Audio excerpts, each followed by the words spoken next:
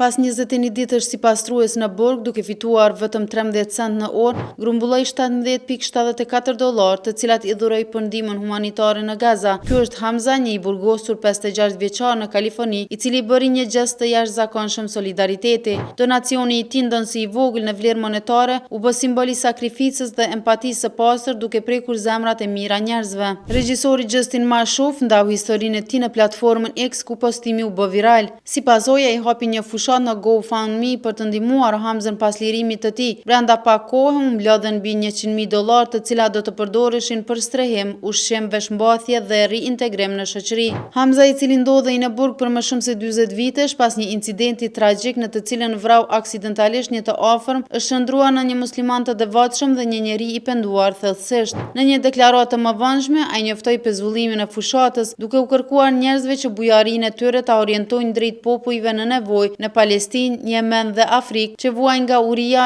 lufta dhe mungesa e kushteve bazë për jetesë. Kjo histori është një shembull prek si dëmshurisë, pendesës dhe fuqisë transformuese të mirësisë njerëzore që të i kalon çdo barierë.